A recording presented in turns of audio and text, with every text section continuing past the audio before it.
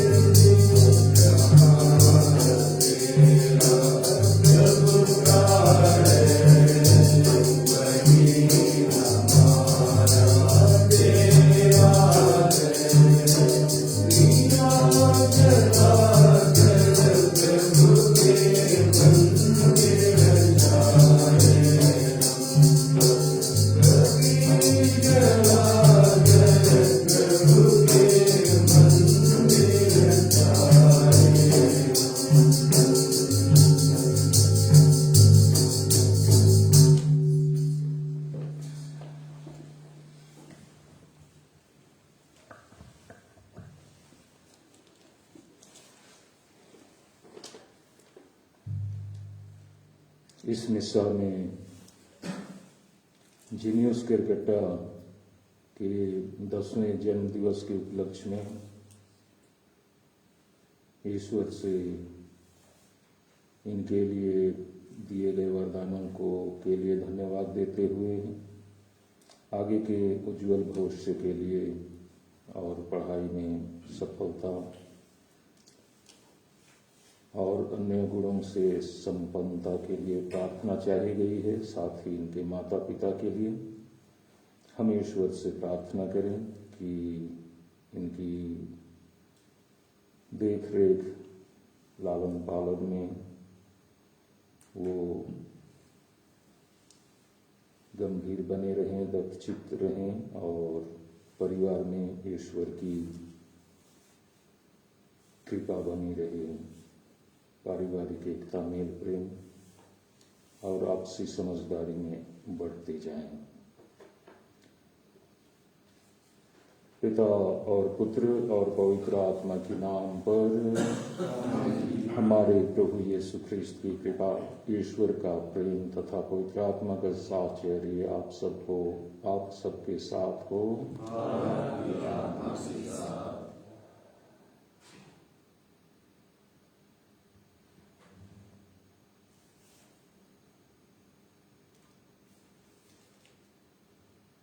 प्रत्येक मनुष्य कुछ ना कुछ योजनाएं बनाता है और उन योजनाओं को अमली जामा पहनाने, लक्ष्य तक पहुंचाने के लिए वो कार्यक्रम बनाता है, परिश्रम करता है और जब योजनाओं में सफलता मिलती है तो उसे खुशी होती है, उसे लाभ मिलता है और जीवन इस तरह से आगे बढ़ता जाता है।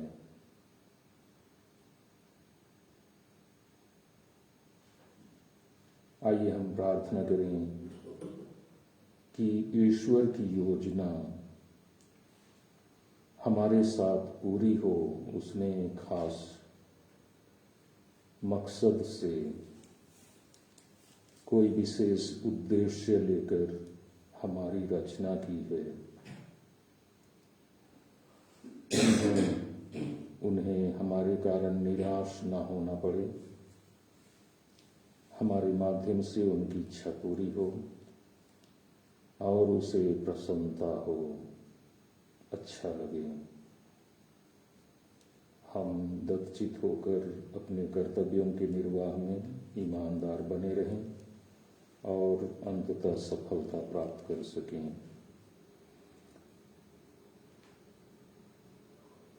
इस मिशन में योग्य रीति से सहभागी होने के लिए अपनी कमजोरियों, दोष, गुनाहों, पापों को हम याद करें, उनके लिए पश्चाताप करते हुए क्षमा याचना करें। हे भाइयों बहनों, मैं सर्वशक्तिमान ईश्वर और आप लोगों के सामने स्वीकार करता हूँ कि मैंने मन, वचन और कर्म से अपना कर्तव्य पूरा न करने से, अपने कसूर से, अपने कसूर से वो पाप किया है। इसलिए मैंने तुम्हारी मरियम से, सब स्वर्गदूतों, सब संतों और आप लोगों से, हे भाइयों बहनों, विनती करता हूँ कि आप लोग मेरे लिए प्रभु ईश्वर से प्रार्थना करें। सर्वशक्तिमान ईश्वर हम लोगों पर दया करें, हमारे अपराध क्षमा कर और हमें अनंत जीवन प्रदान करें। हे प्रभु दया कर, हे ख्रिस्त दया कर, हे प्रभु दया कर। हम प्रार्थना करें।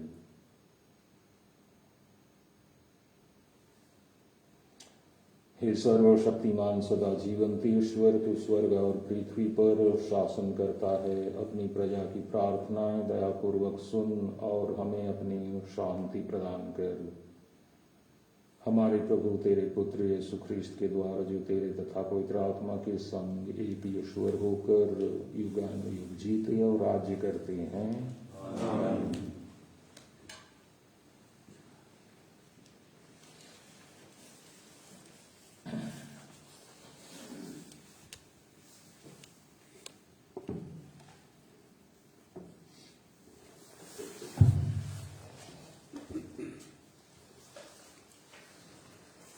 सामुएल के पहले ग्रंथ से आज का पहला पाठ का मुख्य अंश है, मैं उस पर हाथ नहीं डालूंगा क्योंकि वह प्रभु का अभिषिक्त है। साउल समस्त इस्राएल के 3000 चुने हुए योद्धाओं को लेकर जंगली बकरों के चट्टानों के पूर्व में दाऊद और उसके साथियों का पता लगाने निकला। वह रास्ते के किनारे पर भेड़ बाड़ों के पास पहुंचा। वहां एक गुफा थी और साउल शौच करने के लिए उसमें घुस गया। दाऊद और उसके साथी उस गुफा के भीतरी भाग में बैठे हुए थे। दाऊद के साथियों ने उससे कहा, वह दिन आ गया है जिसके विषय में प्रभु ने आपसे कहा था, मैं तुम्हारे शत्रु को तुम्हारे हवाले कर देता हूं, उसके साथ वही करो जो तुम्हें उचित लगे। दाऊद ने उठकर चुपके से साउल के वस्त्र का टुकड़ा काट दिया। दाऊद का हृदय धड़कने लगा क्योंकि उसने शाऊल के वस्त्र का टुकड़ा काट दिया और उसने अपने साथियों से कहा, प्रभु यह न होने दे कि मैं अपने स्वामी प्रभु के अभिषेक पर हाथ डालूं, क्योंकि प्रभु ने उनका अभिषेक किया है। दाऊद ने यह कहते हुए अपने साथियों को रोका और उन्हें शाऊल पर आक्रमण करने नहीं दिया।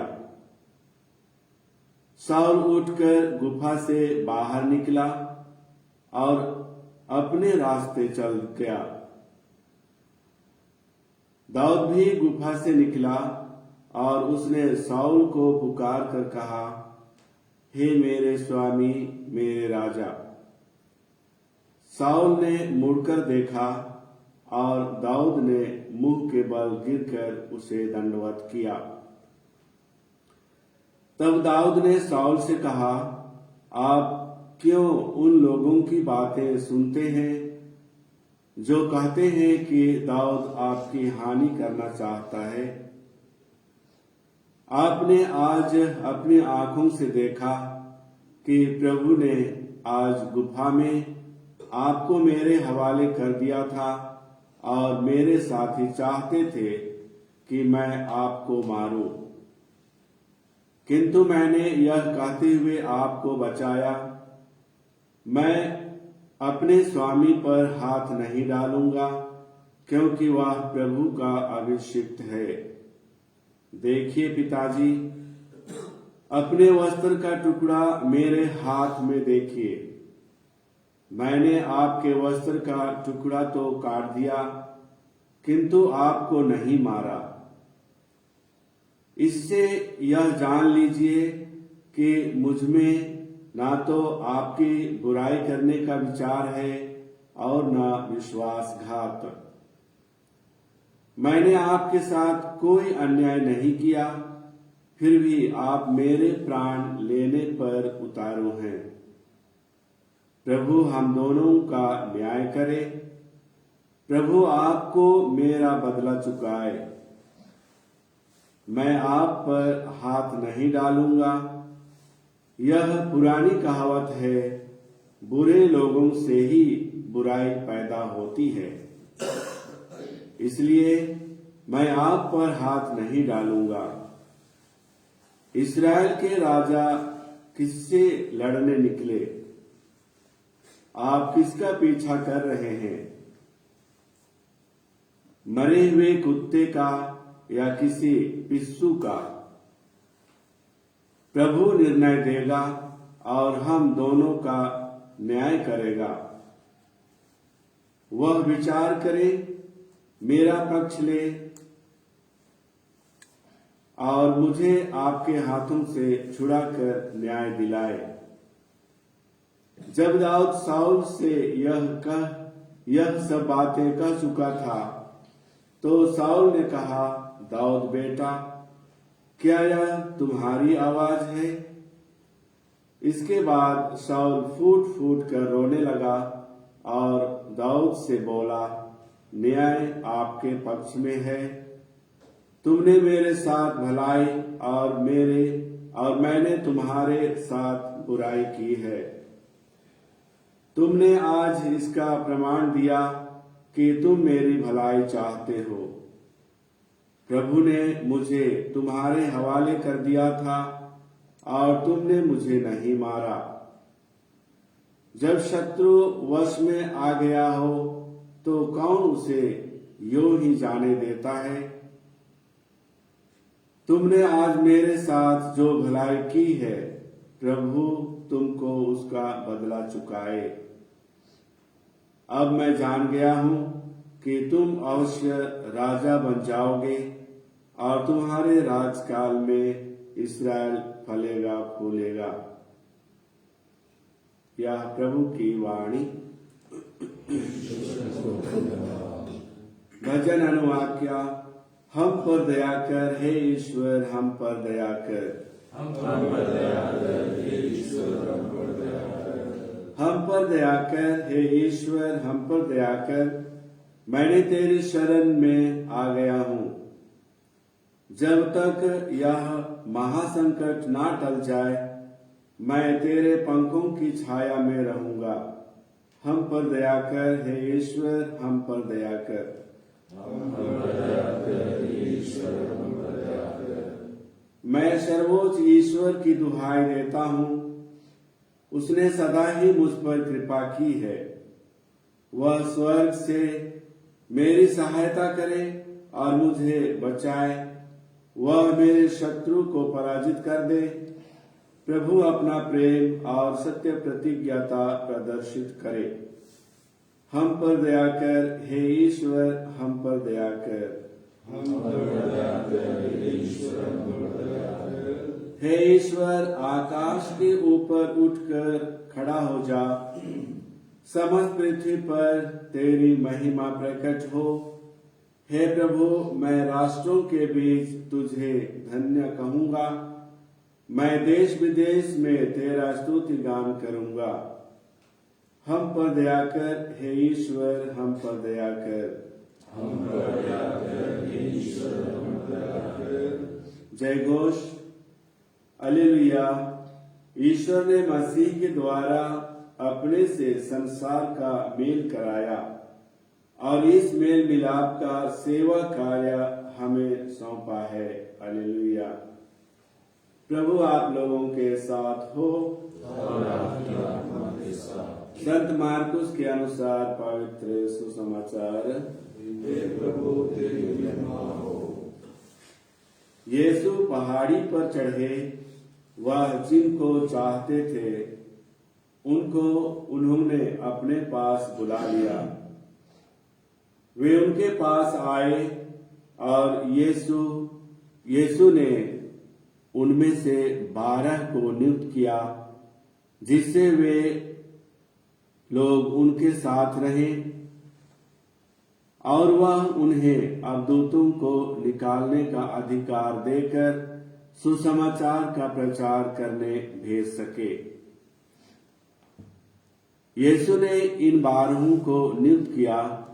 सिमोन को, जिनका नाम उन्होंने पेतरुस रखा, जबीदी के पुत्र याकूब और उसके भाई योहन को, जिनका नाम उन्होंने बोआनेर्गेस अर्थात गर्जन के पुत्र रखा, अंद्रियस, फिलिप, बर्तलोमी, मती, थॉमस, अल्फाई के पुत्र याकूब, थदेयुस और सिमोन को जो उत्साही कहलाता है, और यूदस इस्कारियोती को जिसने यीशु को पकड़वाया। यह प्रभु का सुसमाचार। स्तुति हो।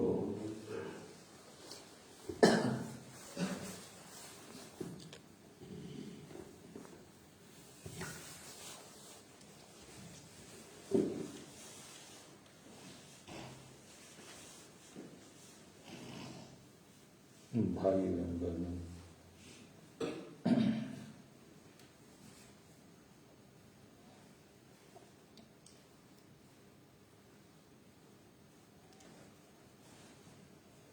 यीशु 12 प्रेरितों के चुनाव के साथ ही ईश्वर के राज्य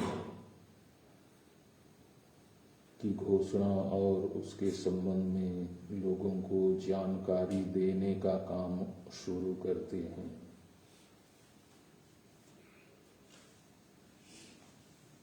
किसी भी बड़े कार्य को शुरू करने से पूर्व लोग उपयुक्त समय निर्धारित करते हैं या देखते हैं। शुभ मुहूर्त जैसे कहा जाता है कि लंबी यात्रा में निकलने के लिए कौन सा दिन या समय ठीक रहेगा।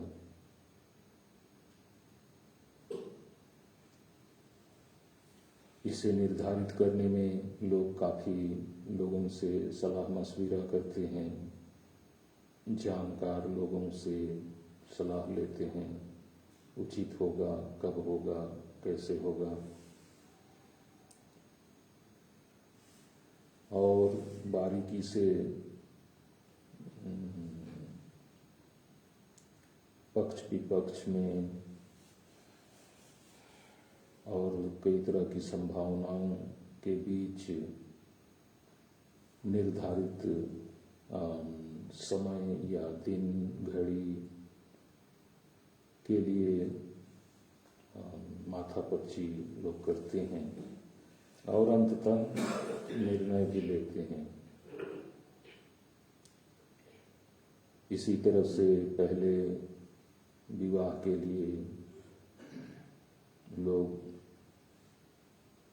अब भी हमारे पड़ोसियों के बीच में कौन सा दिन और समय उपयुक्त होगा तो उसकी खोज करते हैं। यीशु पब्लिक लाइफ में आने से पूर्व एक तो बपतिस्मा ग्रहण करते हैं और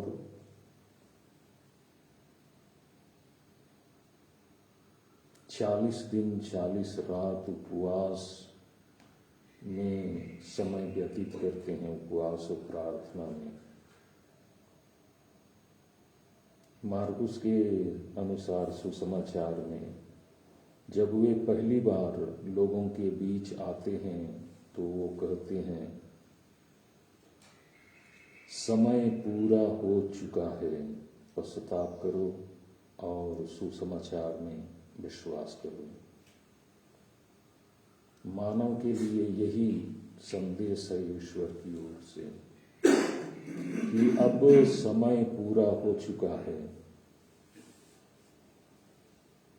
प्रतीक्षा की घड़ी अब समाप्त हो चुकी है, शुभ मुहूर्त आ चुका है, सही समय आ गया है। सुसमाचार को धारण करने का, सुसमाचार में विश्वास करने का, उसे ग्रहण करने का।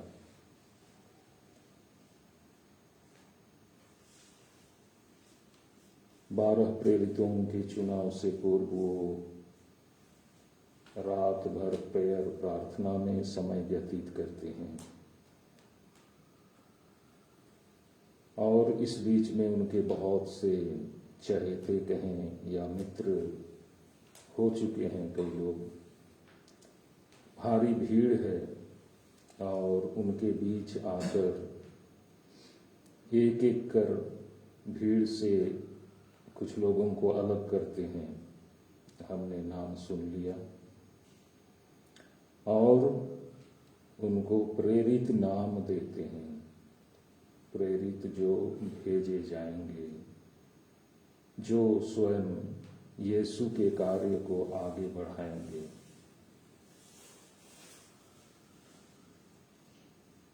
कई लोगों को उसी तारतम्य में, उसी कड़ी में यीशु के कार्य करने के लिए नियुक्ति दी जाती है, नियुक्त लोगों को किया जाता है और उनका गंभीरतम कर्तव्य है कि यीशु के आदेश को, शिक्षा को गहराई से जाने। आधा जान के काम करने से भला जो करना चाहते हैं उसमें बुराई हो सकती है।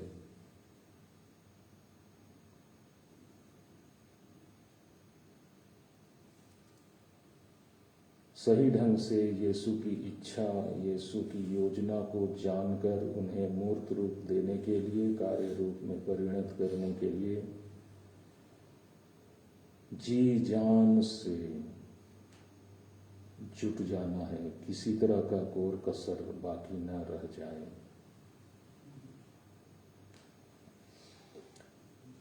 ये परिवार के माता पिता के रूप में भी उनका दायित्व है। बढ़ते हुए बच्चों के लिए भी ये ईश्वर की ओर से योजना है, क्या करना है, उनको कैसे आगे बढ़ना है। माता पिता का आदर करते हुए और जो शिक्षा उन्हें दी जाती है उनको स्वीकार करते हुए और दूसरों के बीच किस तरह से बर्ताव करना है, इनका भी ख्याल रखते हुए आगे बढ़ना है। कई लोग समाज में बहुत ऊंचे पदों पर पहुंच जाते हैं। ये तो माता पिता का आशीर्वाद है, या जीवन में उनकी सफलता के लिए वो व्यवस्थाएं जो बनाते हैं, उनकी ज़रूरतों को समय पर पूरा करते रहते हैं। तो उनके आधार पर, उनके कारण और समाज के सपोर्ट के आधार पर कई लोग बहुत ऊंचे ऊंचे पदों पर पहुंच जाते हैं। समाज के लिए और परिवार के लिए गौरव की बात है, लेकिन जब माता पिता बुजुर्ग हो जाते हैं, ऐसी स्थिति में उनकी सुधि वो नहीं ले पाते हैं। हमें बहुत काम है, हम लोग बहुत व्यस्त हैं, साल में एक दिन भी नहीं आ सकते हो देखने के लिए। बूढ़े माता पिता बोलेंगे, चल फिर नहीं सकते हैं, स्वयं से खाना नहीं बना पाते हैं, कपड़े लत्ते नहीं धो पाते हैं। नहीं, साल में एक दिन भी नहीं छुट्टी नहीं है। उनकी आर्थिक स्थिति इतनी तंग हो जाती है कि उनको भूखों मरना पड़ता है।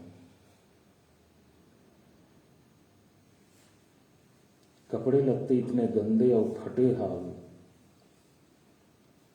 कि कोई नहीं कहेगा कि इनके लड़के, इनकी लड़कियां, चाहे बच्चे बहुत ऊंचे ऊंचे पदों पर पहुंचे हैं। माता पिता के प्रति यदि इस तरह का बर्ताव हो, बिल्कुल तटस्थ होकर अपने में ही रमे रहें, तो उस बुद्धि का या उस पद का क्या मूल्य, जब स्वयं जिससे जीवन प्राप्त हुआ उनके प्रति कृतज्ञता नहीं दिखा पाए, तो समाज की सेवा कैसे कर रहे हैं? जिनको ईश्वर की सेवा के लिए, जनता की सेवा के लिए चुना गया है, यदि वे लोग अपनी ही सेवा में लगे हुए हैं या अपने ही स्वजनों के बीच ही जुड़े हुए, उन्हीं से ज्यादा मोह है, तो इस तरह के चुनाव का क्या मूल्य है?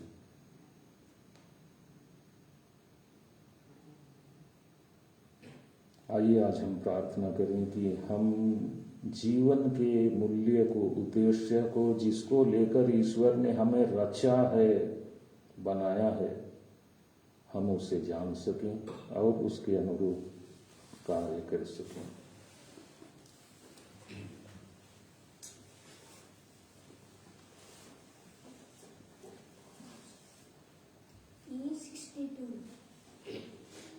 धन्य दिन सुख प्रभु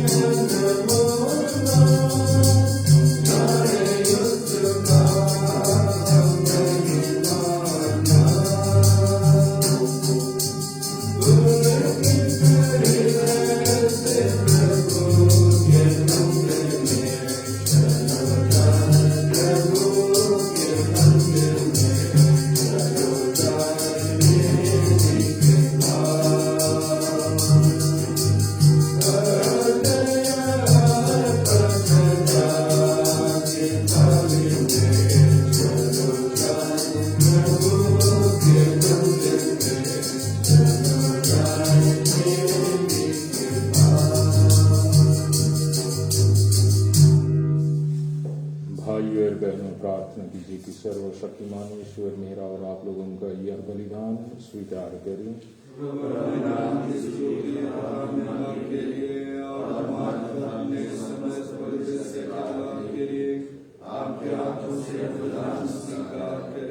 हे प्रभु, जब कभी इस बलिदान की स्मृति मनाई जाती है, हमारी मुक्ति का कार्य संपन्न होता है। इसी कृपा कर कि हम इस संस्कार में योग्य रीति से भाग ले सकें।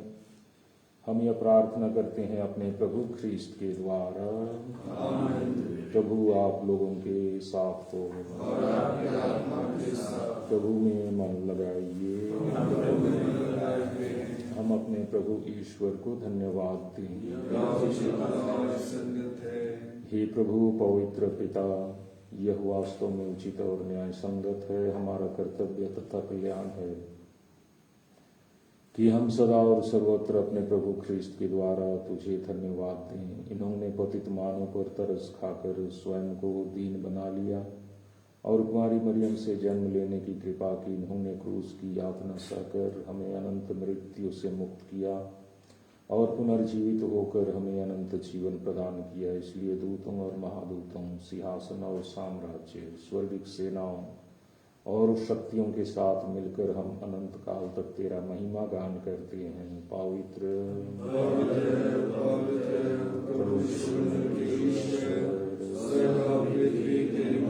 से परिपूर्ण है, स्वर्ग में होशाना, धन्य है वे जो प्रभु का नाम गाते हैं, स्वर्ग में होशाना। हे प्रभु, तू वास्तव में पवित्र है, सारी पवित्रता का स्रोत है। हम तुझसे प्रार्थना करते हैं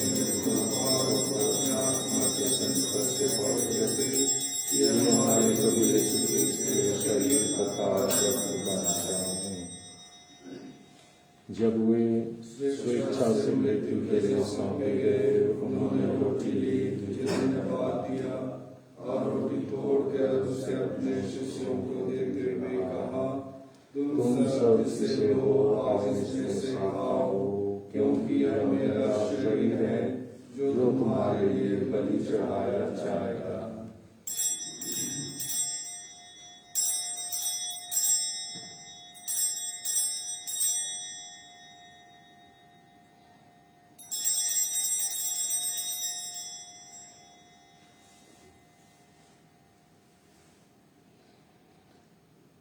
इसी भांति भोजन के बाद उन्होंने कटोरा लिया, तुझे धन्यवाद दिया और उसे अपने शिष्यों को देते हुए कहा, तुम सब इसे लो और इसमें से पियो, क्योंकि यह मेरे रक्त का कटोरा है, नवीन और अनंत व्यवस्थान का रक्त, जो तुम्हारे और बहुतों के पापों की क्षमा के लिए बहाया जाएगा। तुम मेरी स्मृति में यह करो।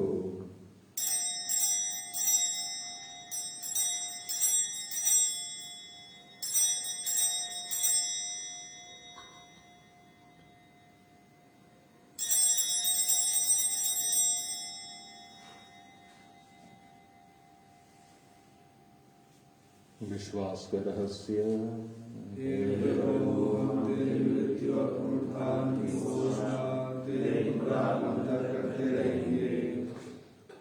इसलिए हे प्रभु, हम ख्रीस्त की मृत्यु और पुनरुत्थान की स्मृति में तुझे जीवन की रोटी और मुक्ति का कटोरा चढ़ाते हैं। हम तुझे धन्यवाद देते हैं कि तूने हमें अपने सम्मुख उपस्थित होने और अपनी सेवा करने का सौभाग्य प्रदान किया है। हमारा नम्र निवेदन है कि हम सब ख्रीस्त का शरीर और रक्त ग्रहण करके पवित्र आत्मा के द्वारा एकता के सूत्र में बंधे रहेंगे। हे प्रभु, हमारे संत पिता फ्रांसिस, हमारे धर्माध्यक्ष पतरस मिंज और सभी याजकों के साथ विश्व भर में फैली अपनी कलीसिया की सुधि ले तथा इसे प्रेम में सिद्ध बना दे। हमारे उन भाई बहनों के भी सुधि ले जो पुनरुत्थान की आशा में परलोक सिधार चुके हैं, उन्हें और सभी मृतकों को अपने दर्शन का सौभाग्य प्रदान कर हम सब पर दृष्टि डाल कि हम भी अनंत जीवन के सहभागी बने और ईश्वर की माता धन्य कुमारी मरियम, उनके बाद धन्य योसेफ, धन्य प्रेरितों तथा सब संतों के साथ जो युग युग में तेरे प्रति विश्वस्त बने रहे, तेरी स्तुति और महिमा कर सकें, तेरे पुत्र यीशु क्रिस्त के द्वारा। इन्हीं प्रभु क्रिस्त के द्वारा, इन्हीं के साथ और इन्हीं में हे सर्वशक्तिमान पिता ईश्वर, पवित्र आत्मा के साथ सारा गौरव तथा सम्मान युगानुयुग तेरा ही है। आमीन।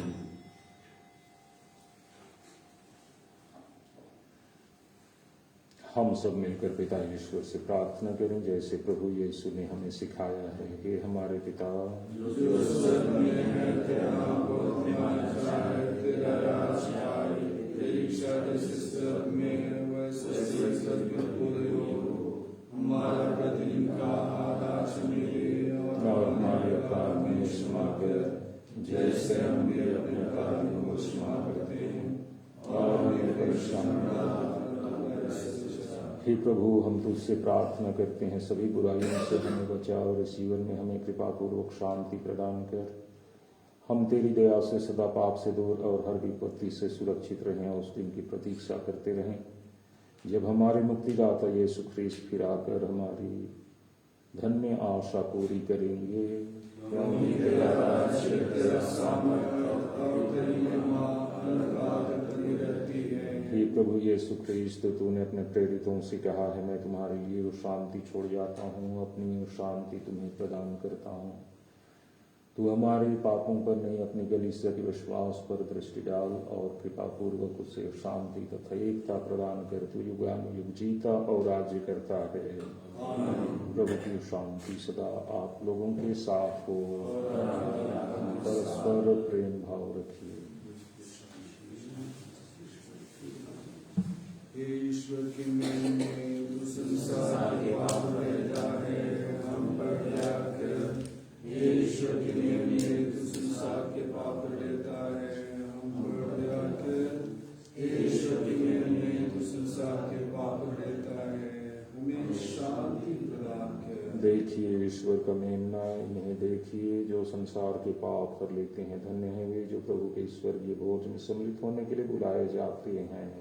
हे प्रभु, मैं ऐसे नहीं हूँ कि मेरा आए, कि मेरी शब्द राजी और मेरा आचरण की सच्चाई।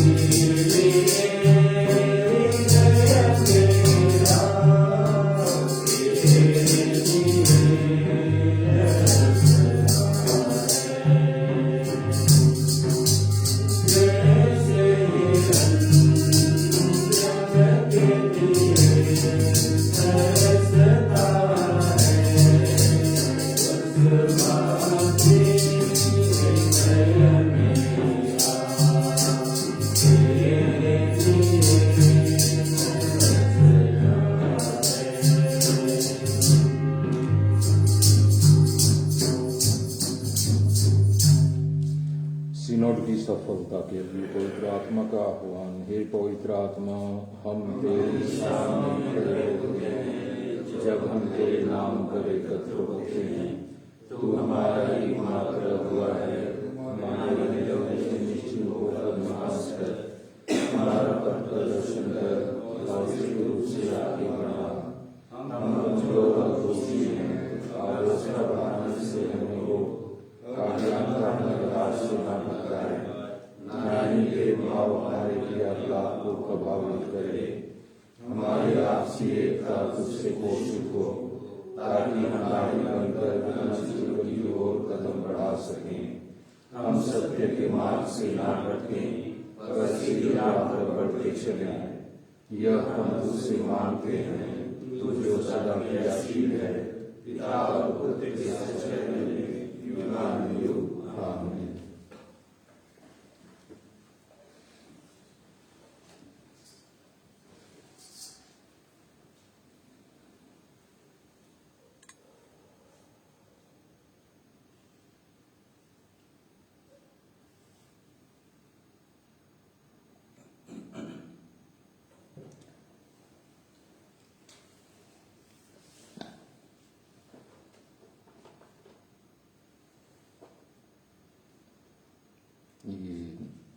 आज का जन्म दिवस जेसिका क्रिकेटा का है। उनके पिता जीनियस क्रिकेटा है, जो आज के मतलब चढ़ाते हैं। जेसिका क्रिकेटा के जन्म दिवस के उपलक्ष्य में उनके लिए ईश्वर के वरदानों की याचना करने के लिए हम प्रार्थना करें कि ईश्वर इनके मतलब को आज स्वीकार करें और इन पर अपनी कृपा दृष्टि बनाए रखें।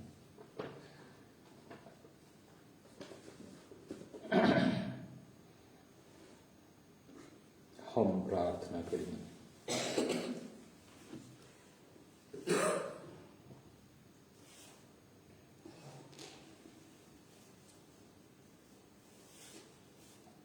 हे प्रभु, हमारे हृदयों में अपने प्रेम का आत्मा उड़ेल दे।